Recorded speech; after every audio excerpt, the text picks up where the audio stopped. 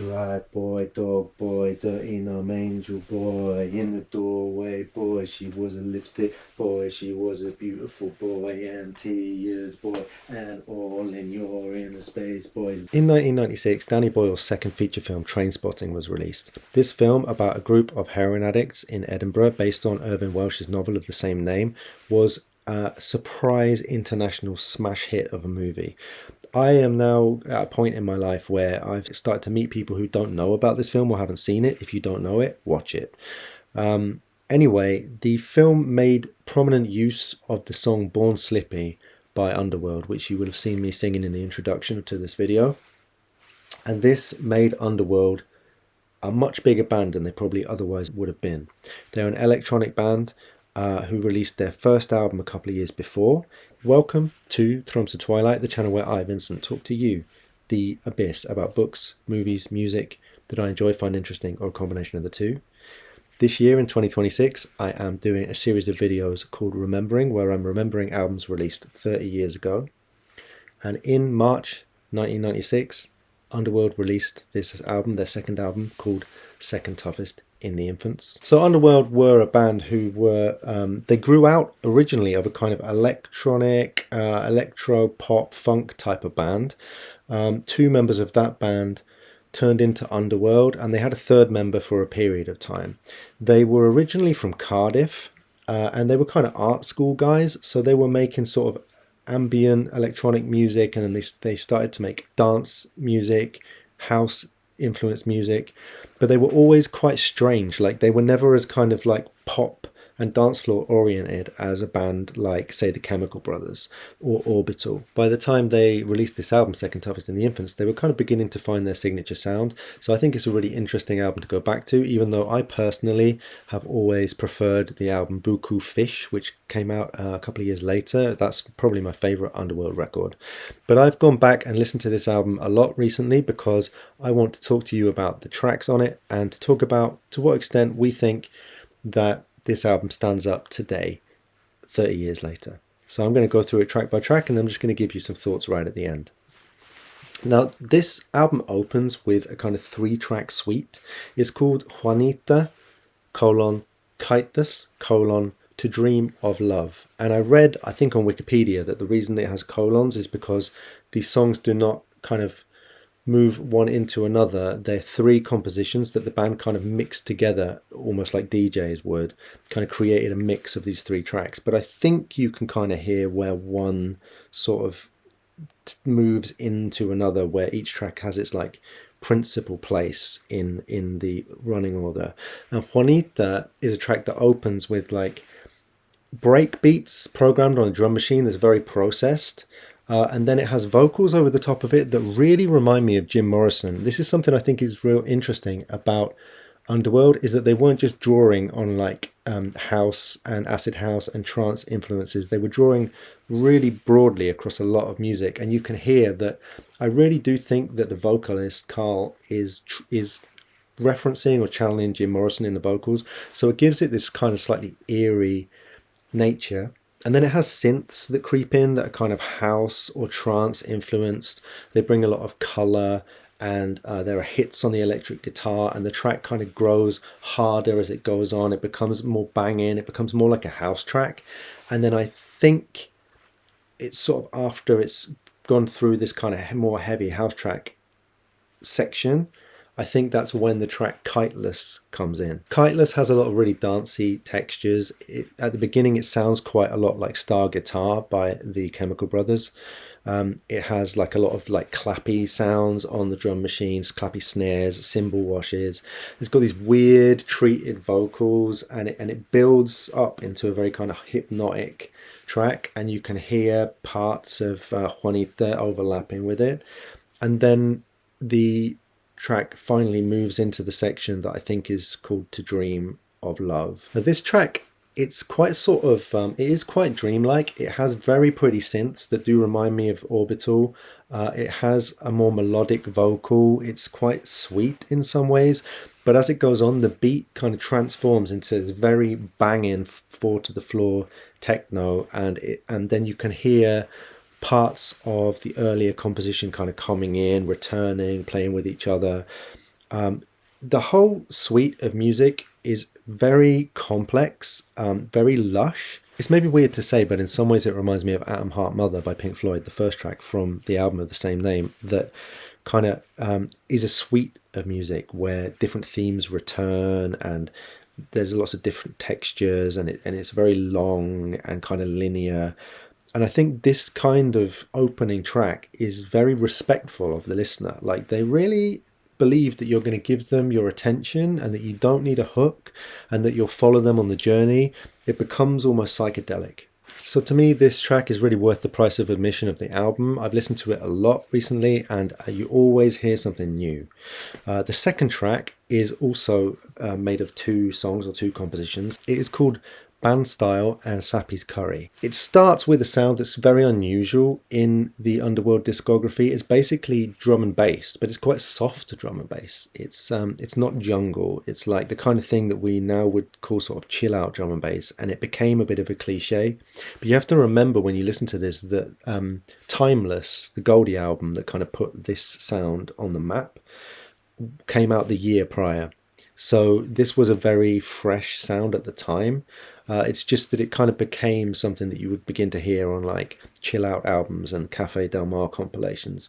There's also some weird synth noises that kind of remind me of Square Pusher. The thing that kind of elevates this section of the song, the sort of drum and bass section, is that Carl Hyde, the vocalist in the group, is singing in a way that reminds me of David Sylvian from Japan. You know, this kind of throwback to, you can hear maybe the 80s electronic pop influence on the track. And then around the 5 minute mark, you know, this track kind of fades out and this chopped up acoustic guitar fades in. And there's a beat change, and I guess this is the part of the song that is called Sappy's Curry. Sappy's Curry is like a more relaxed track with it has a beat change, it's slower, it's more groovy, and it has something that I really love, which is that it has the confidence to just be. Like, it doesn't rush you with changes or new ideas. It just stays in the same idea. It has a bravery about it in that sense. There's a lot of space between the vocal passages. But then towards the end, this weird keyboard solo creeps in that sort of almost reminds me of Mahavishnu Orchestra, but like it's mixed quite low. And then there's a kind of shock transition right towards the end into some kind of like electro funk outro.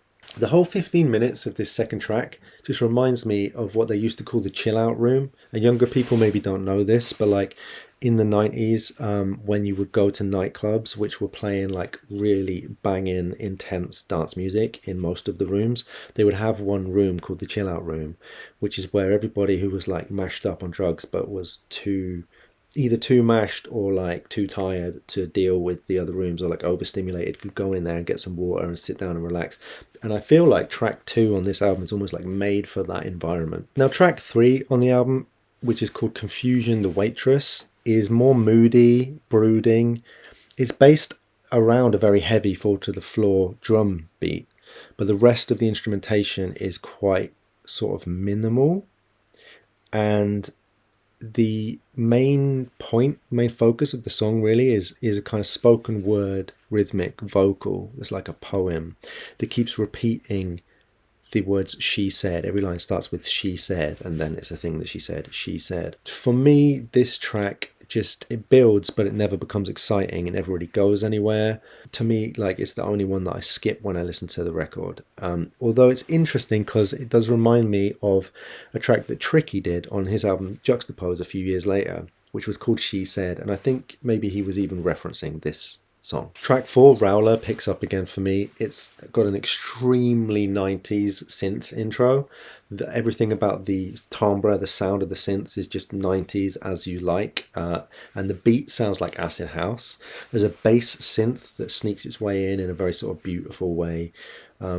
This is a much more simple composition than some of the earlier ones on the album. It's only really 2 loops, I guess, that are kind of metamorphosing and kind of weaving into each other for a lot of the track. It's impossible not to want to dance to it, though. I find this track very, very beautiful. Now, the 5th track on Second Toughest in the Infants is amazing, and it's almost like the kind of precursor to Born Slippy.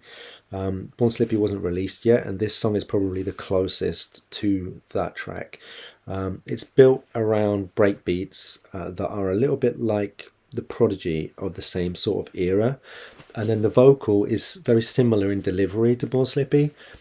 It's got that very memorable, unique kind of almost like listing, chanting style, and the lyrics in are like it's so often the case with Underworld. They're sort of like a stream of consciousness series of pictures that are conjured up in your mind.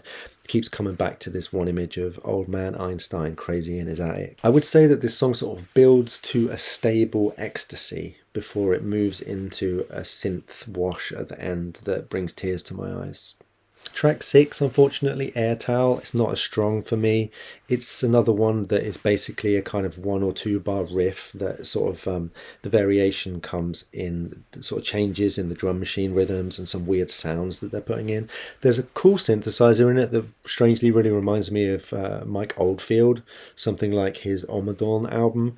And the sounds of the synths are very colourful, but to me this track kind of never transcends the sum of its parts. It never gets that hypnotic trance-like quality that a lot of the best Underworld songs have. And then track 7, Blue Sky, although it's great for what it is, it's not very ambitious. It's kind of like a chopped up acoustic guitar with some ambient sounds. It's a pretty short, almost transitional ambient track. Reminds me a little bit of Susumu Yokota. Then finally we come to the closing track, track 8, Stagger. This has more vocals than a lot of their songs. It's almost structured like a rock song, although it's a long way from actually being one. But it has like a very clear chorus. The verses are that signature kind of mixture of images, not quite spoken, sort of singing, speaking. This one seems to be a kind of description of a life in London, maybe an evening in London or a weekend perhaps, and also like a relationship mixed in, but it's very poetic. It opens with very pretty pianos and the singing, and then the drums come in a little later. The drums have like a trip hop kind of feel to them. It almost sounds like they're played like physically on a drum machine rather than programmed, like they're being tapped. And then the track ends with kind of just the drum beat, and it's like very big.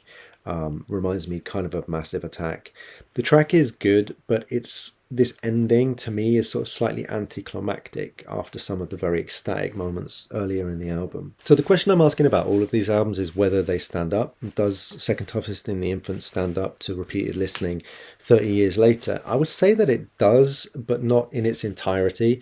The highlights are so high that the album is still worth returning to. For me, the best tracks are track 1, Juanita, Kiteless, and To Dream of Love. Track 4, Rowler. Track 5, Pearl's Girl, which these 3 are just all of them like good enough that it's worth listening to the record.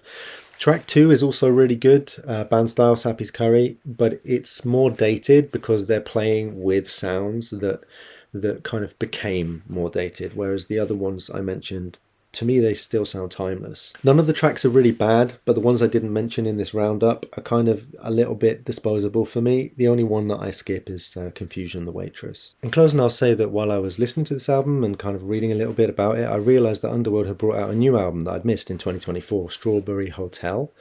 So I bought it on Bandcamp, and it's just great. Like, it's excellent. It's definitely worth listening to. And what I really reflected over listening to it is that a lot of what they're doing on Strawberry Hotel that sounds current, sounds exciting, they were already kind of finding that on Second Toughest in the Infants. Another thing I just want to reflect on before closing out is that the first album I did in this series, Ministry, Filth Pig, Ministry also started out as a kind of electro-pop act in the 80s. So Underworld and Ministry in many ways came from the same fashion, the same style, the same music, and they both kind of found such incredibly different paths to take creatively. And I think there's something very inspiring about that. You know, wherever you started, you don't need to be defined by it, and you can find your route to your own idiosyncratic, unique style. I guess that's it for this month's Remembering video. I hope you enjoyed me talking a little bit about this Underworld album. Jump in the comments if you would like to talk about Underworld, about Trainspotting, about 1996, about Born Slippy, about any of the things I've been talking about. And please like and subscribe if you would like to see more of me. Thanks very much. Take it easy. See you later. Bye bye.